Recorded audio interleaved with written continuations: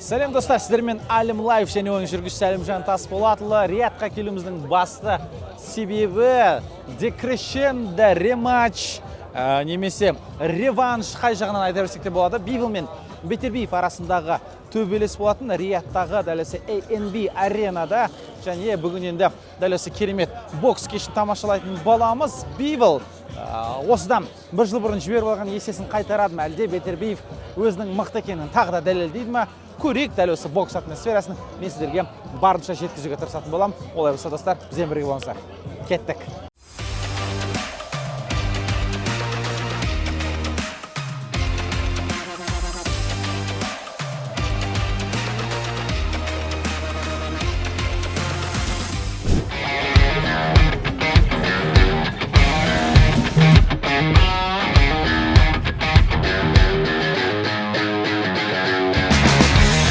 Дәл осы керемет ANB аренада бүгін Бивол мен Бетербиевтің бойы болады. Оған дейінде біраз бойларды көретін боламыз, және де дәл қазіргі атмосфера осындай болып тұр. Ал алаңға өзбек бауырымыз Ислам Мадримов шығайын деп тұр. Барынша көршілес бауырымызға жанкер боламыз.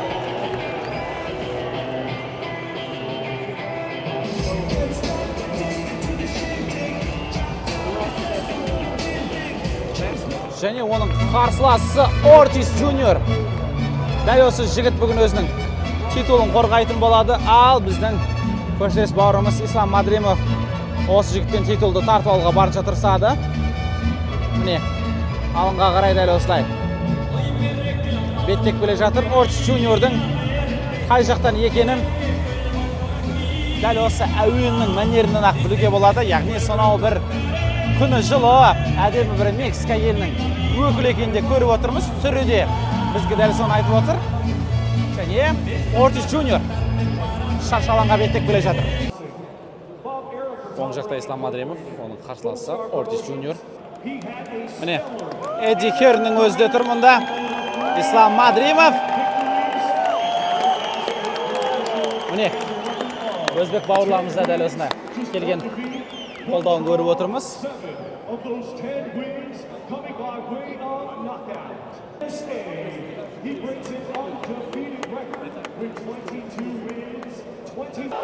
Ал міне бой басталды. Өзбек бокс мектебін көрініп тұрмыз. Қалай аяғында тез жұмыс жасау, аяғында нық тұру, аяғын ауыстыру дегендей.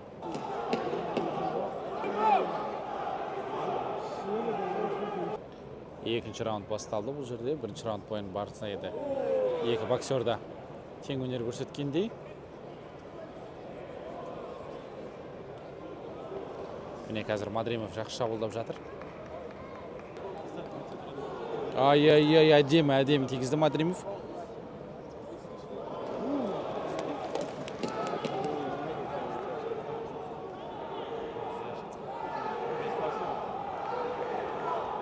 Өзбек бауырымыздың жанкерлерінде естіп отырсыздар. Және екінші раунд аяқталды. Ортистің түрі біраз қызарып қалған. Үшінші раунд.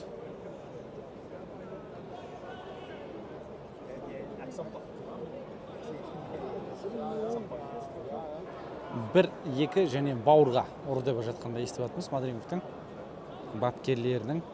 Мадримов жалпы осы 4 раундта өте ширақ, аяғында керемет жұмыс жасап жатыр. Аяғымен үнемі қозғалып жүр, бірақ әрбір сәттерде дәл осы ширақтығы, дәл осы жылдамдығы өзіне бір кедергі жасап қойып жатқан сияқты.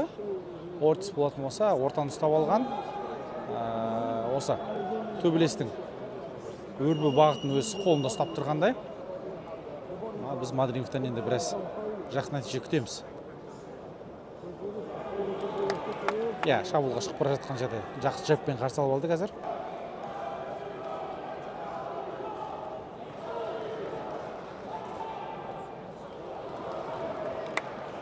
Жақсы комбинация болды қазір. Екінші соққысы дарыда қарсыластың басына. Өте маңызды раундтар басталып жатыр. 5-ші раунд дәл осы тұстан бастап енді Мадримовқа дұрыстап шабуылдау қажет, өзінің біліктілігін көрсету керек. Дәл қазір соны Мадримов жасап тұрғандай.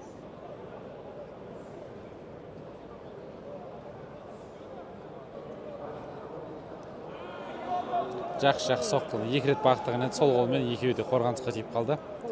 Яғни қолғабынан тиіп жатыр Ортистің. 1-2-3, 1-2-3 деп жатқанда естіп отырмыз бапкерлерінің.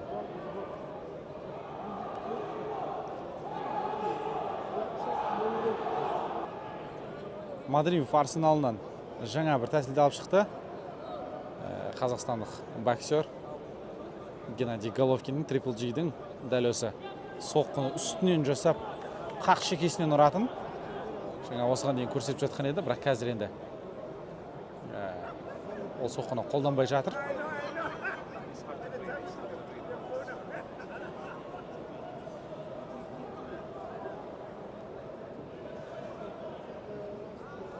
Жақсы аперкот болған еді. Міне, Генаның соққысы. Жақсы біреу тиіп құлатса, әдем бұл жерде. 7-ші раунд басталды, әдемі соққыны тигізді дәл қазір Мадримов. Бірақ төреші басынды көтеріп бокстас деп сұрап жатыр. Әдемі. Чемпиондық раундты дәл осылай бастау керек. Алда чемпиондық раундтар, 5-1 раунд бар, бұдан бөлек. Осымен қосқанда 5-1 раунд бар. Бұл жерде білеміз, дәл осы мексикалықтардың аздап бір лас бокс көрсететінін керек кезінде ойламаған жерден соққы жасап жіберетінін, баспен қағып жіберетінін жаңа ғана сондай бір түсті көрдік. Міне Мадримов тағы да бір соққысын дарта білді.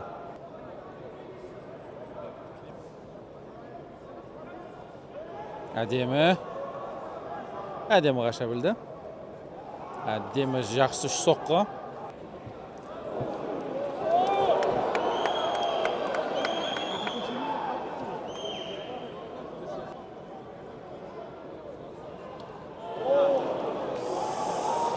Өте ауыр соққыларды қабылдап жатыр Мадримов. 9-ші раундта енді Ортис аямай ұрып жатыр. Міне тағы біреуі. Жақсы соққылар бүйректен кетіп жатыр. Міне.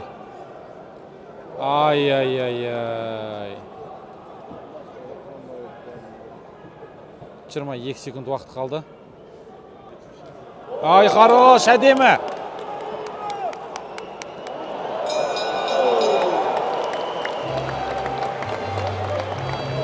Өте ауыр раунд болды Мадримов үшін. Алда 10-ші, 11-ші, 12-ші раунд, 3 раунд қалды және де дәл осы әуеннің де қосылғаны. Ортистің бір қанаттандыратын сияқты, бірақ десек те біздің өзбек бауырымыз соңғы 3 раундта жиналып, намысты қолдан бермейді деген ойдамыз.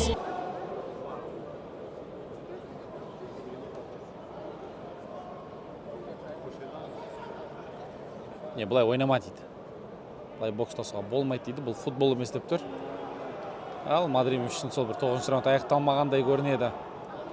Мадримов жинал. Шабуылдау керек. Жүйелі шабуылдарды өткізу керек.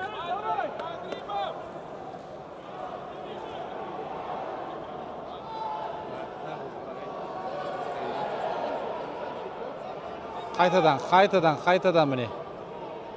Ескертіп жатыр.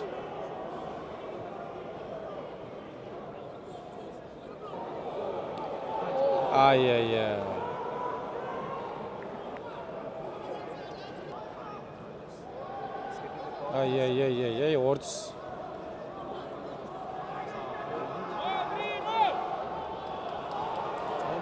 Қайтадан ескерту.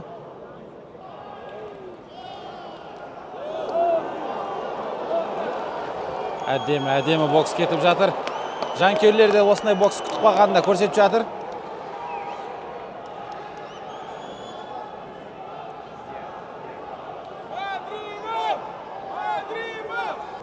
11-ші раунд басталды.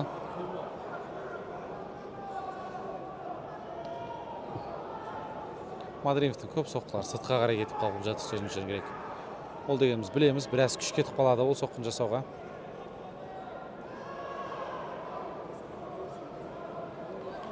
Міне басталды. Шынтақпен аздап ұрып қояды бетінен жайлап. Бұл енді нағыз осы америкалық, мексикалық бокс десек те болады.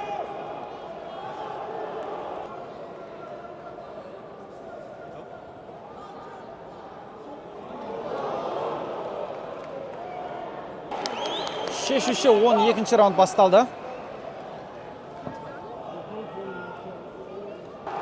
Дәл осы бой туралы айтатын болсақ, енді өте тең келе жатыр. 9-ші, 10-ші раундта орта салғандай, бірақ 11-ші раундта Мадримов әдем соққыларын дарта білді. 12-ші раундта қалай болатынын көреміз енді. Оған дейін екеуі де тең келе жатты. Бастысы дәл осы раундта әдемі жұмыс жасап шығу. Әдемі.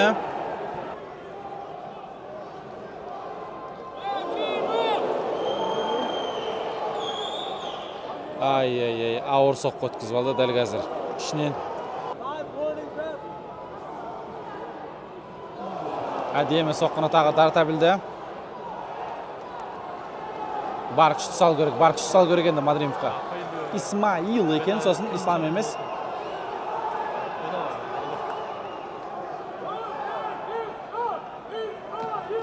Өздеріңіз естіп достар. Өзбекстандық бауырларымыз.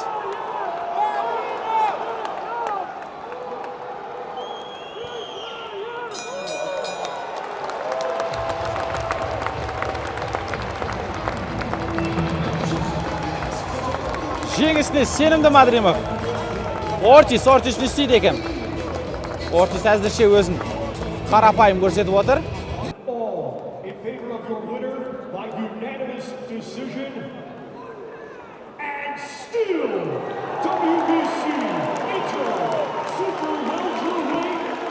Өкінішке қарай аздап жетпей қалды. Ортис Джуниор әлі де болса дәл осы салмақтағы чемпион болып қала береді. Ал Мадримовқа біз алдағы төбелестерінде тек қана сәттілік тілейміз. Біз біргеміз. Тіпті дәл осындай жандарды да қойып қойған білеміз. Әдетте біз базарда көретін едік. Бұндайда ұруға болмайды деп тұратын. Қазір білегең жасауға болатын деп осылай. Дәл осы бүгінгі аренаның көрінісі. Осындай ANB арена. Мына жақтан боксшылар шығатын болады. Қазір ширазбен адамыз төбелесіп жатыр. Бұларда 11-ші раунд. Төбелесіне дәл осындай кереметтей экран қойып қойған. Бивол мен Бетербиевтің төбелесінің қарсаңындағы дәл осындай керемет промо роликті көрсетіп отыр аренада. Ал алаң болса дәл осындай түске бөленіп қазір дайын тұр міне.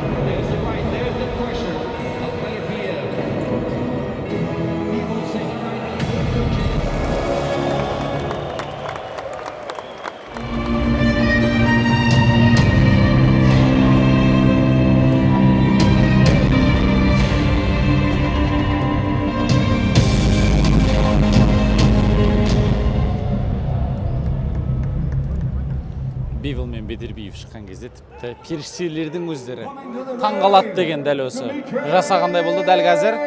Және де Майкл Баффер. Ал алаңға қарай Бивол. Бет алып келе жатыр. Атақты Цойдың өлегімен.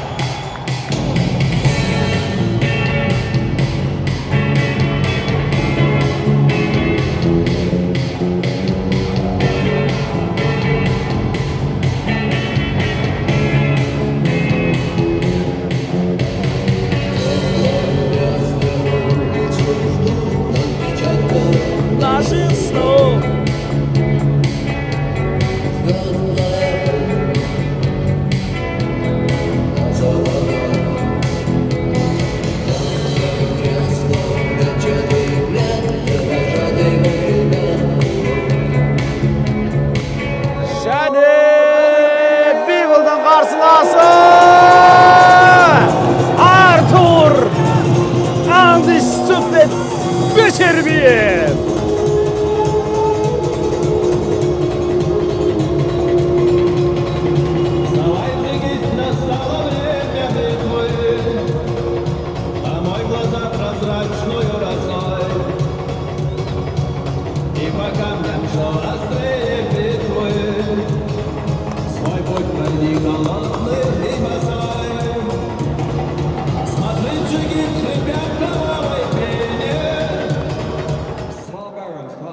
Эдди Хирнді көріп тұрмыз мұнда.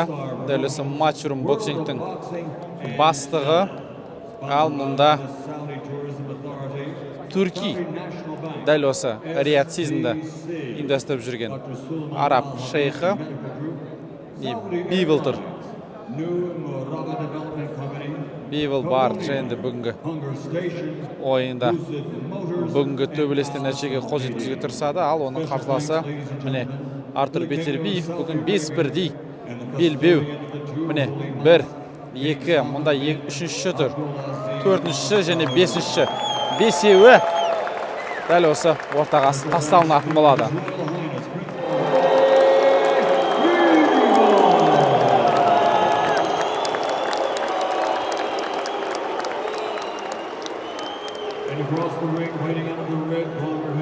Ал оның қарсыласы міне Бейтербиев дайын тұр. Жейдесін шешті. His professional record is a perfect one. 21 fights, 21 victories, 20 big wins by knockout. Fighting out of Montreal, Canada, he is the reigning, defending, undisputed. Ал міне, көптен күткен төбелес басталды. Әсіресе бұл Дмитрий Бивл үшін, білесіздер, бұл жігіттің басынан біраз заттар жеке өмірінің басына өтіп жатқанында, бірақ дәл осы бойға толыққанда дайын екенде көрсетті. Артур Бейтербиев жас 40-та, ал Бивл болса 34-те. Дәл осы өткен маусымда, өткен жылы беріп қойған белбеуінің барлығын енді Бивл қайтаруға тырысады, ал Артур болса өзінің мықты екенін кезіктіреді, дәлелдегісі келеді қалың жұртқа. Көрейік не болатынын.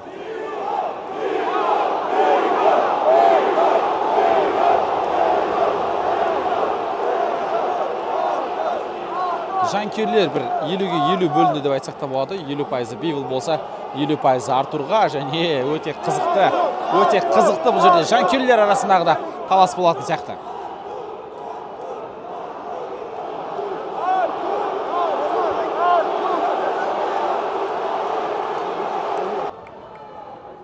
Бірінші раундта екі боксшы да бір-бірін аңдып жүр, сөздің шыны керек. Қатты бір соққылар бағыттап жатқан жоқ. Ал міне Артур қазір бір жақсы соққы бағыттап үлгерді және екі джебпен жауап берді Бивл бұл жерде.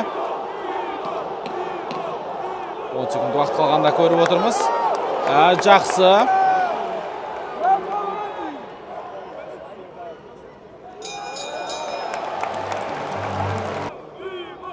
Екінші раунд басталды, жақсы.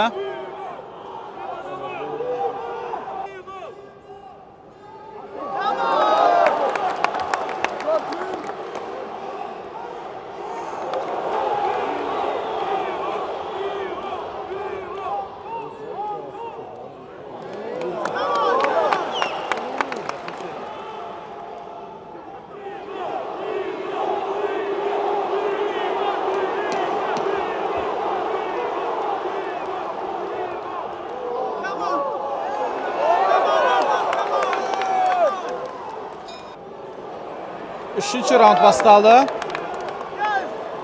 Артур Бейтербиев бұл жерде шабуылда өдетіп жатқанда көріп отырмыз. Шаршы алаңның ортасын ұстап алды. Бивлді арда берде қимылдап жатқанда байқап отырмыз.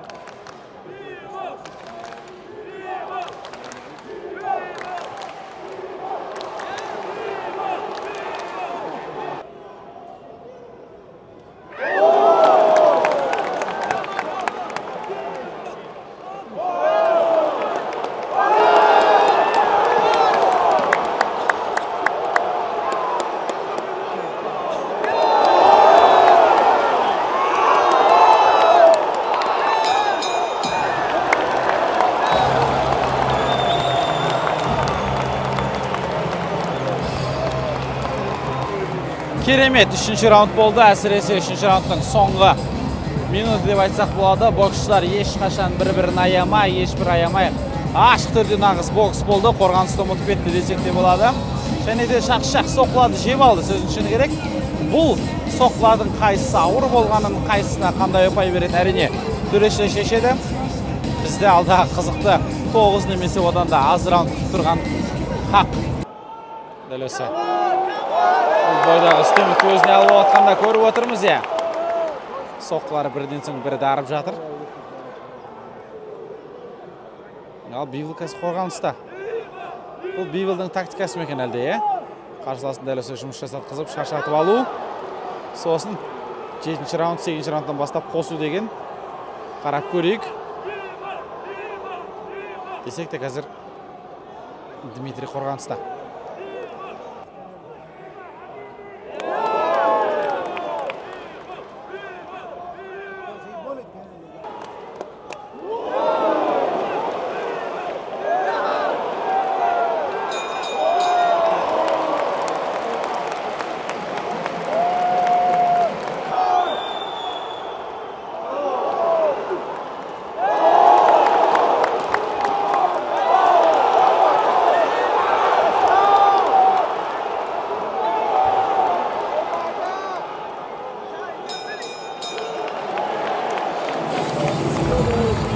Бесінші раундтың соңғы қайтадан Бетербиев алып кетті.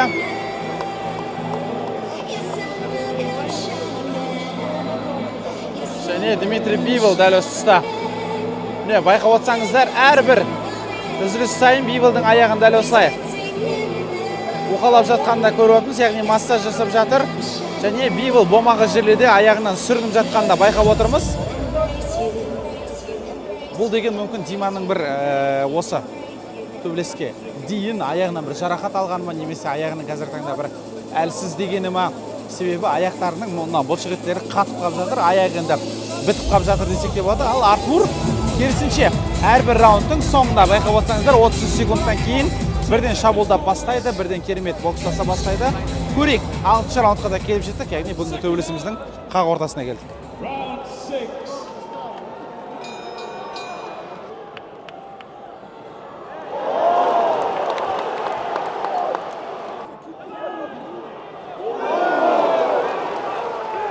Жақсы.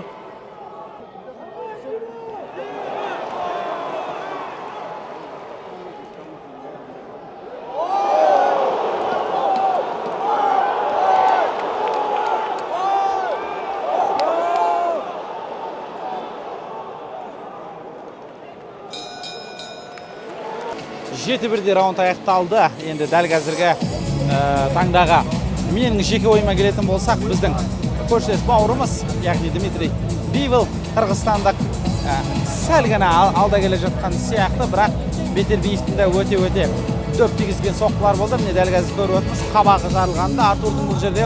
Енді Артур да көршілес Ресейдің тумасы болғанымен, бірақ өзі Монреальда туылған, Канадада сол жақтың атынан шығады. Сол ішінде бұл жерде енді Биволға бір бүйрегіміз бір отқан жасыра алмаймыз. Өте жақсы шабуылдар жасап жатыр Бивол. Бетербиевтің шаршап қалғанда байқалып тұр, жаңада да ширақ сезілмейді. Жанкүйерлерді естіп жатсыздар, Диманы қолдап жатқан бұл жерде.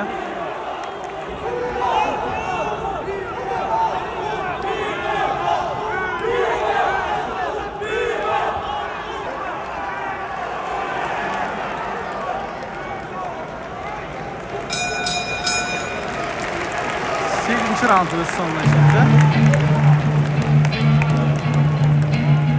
Бетербиевтің бұрсы қазір енді оған барынша түсіндіретін болады. Аренада Эминемнің өлеңі қосылды. Биволдың бапкерімен оған су беріп тұр дәл қазіргі таңда.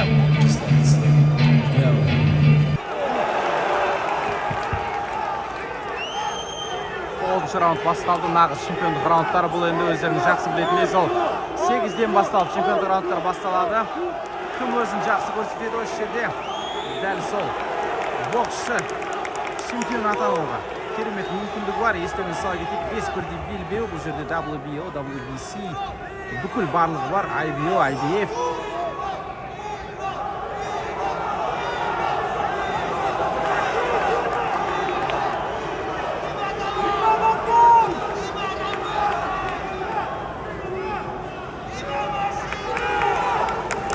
Дима, машина деп жатқанды естіп жатырмыз қазір.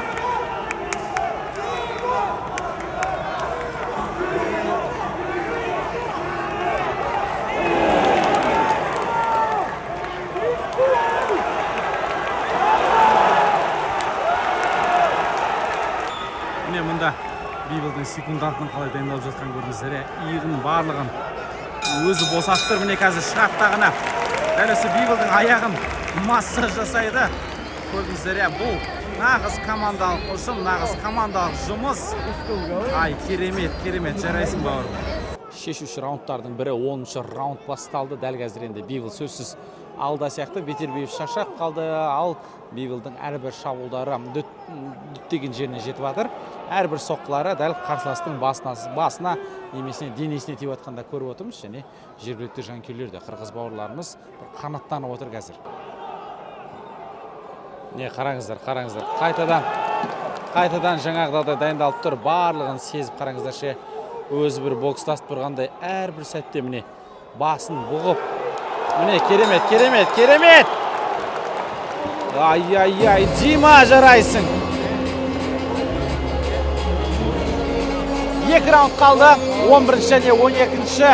Дәл сол раундтарды қазіргідей Бивол төбелесіп шығатын болса, онда біз қайтадан жаңа 5 бірдей белбеудің иесін көретін боламыз. Яғни Бивол бүкіл өзінің белбеулерін қайтарып алатын болады.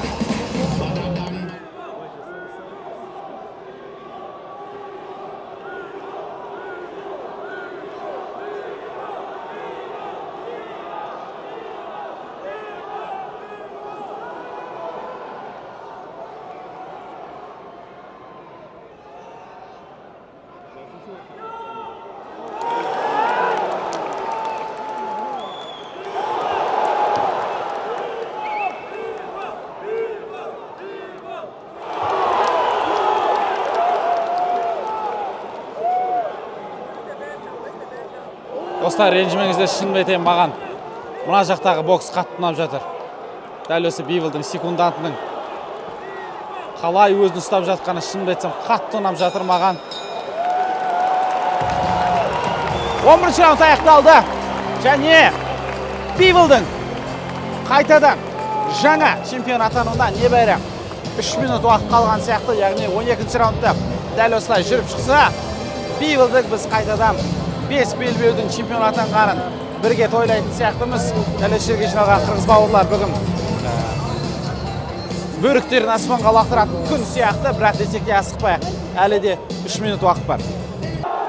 Соңғы 12-ші раунд басталды міне.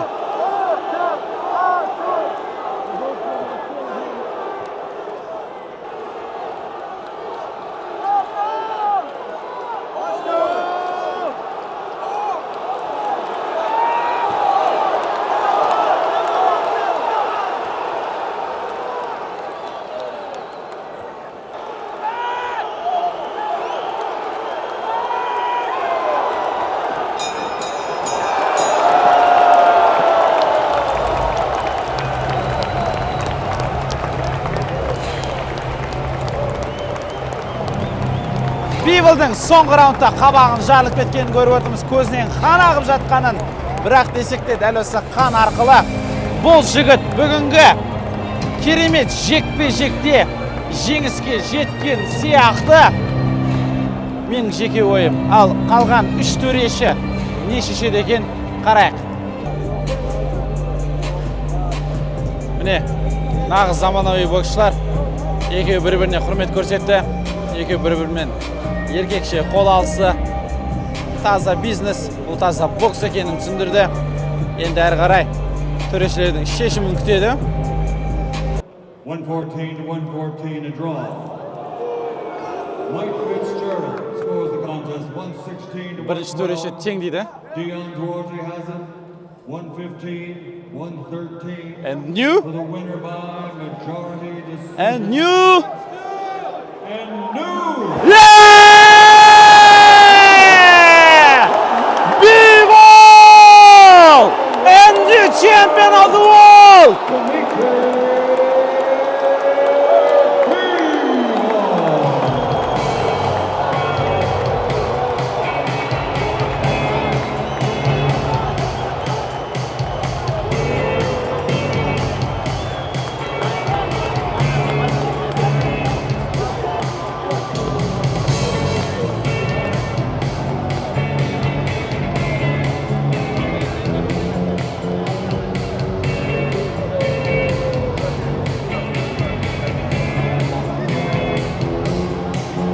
керемет көрсеткіш. Және де дәл осы әуен Биволдың бір ішкі жан дүниесін барлығымызға жеткізетін сияқты. Қарапайым жігіт, Қырғызстанда туылған, міне қырғыз бауырларымыз, қырғыздың байрағында көріп отырмыз дәл осында. Міне барша қырғыз жанкүйерлерін, барша бокс жанкүйерлерін дәл осы жеңісімен құттықтаймыз достар. Және де Биволдың да осы бүкіл белбеуді қайтадан өзіне қайтарып алғанмен құттықтаймыз. Мұнда адамдар өтіп бара жатыр. Және де керемет эмоция бұл жерде. Дмитрий Бивол, міне қараңыздар, қанша белбеуді, 5 бірдей белбеуді өзіне қайтарып алды. Міне Биволды барлығы құттықтап жатыр. Ал мұнда Артур болса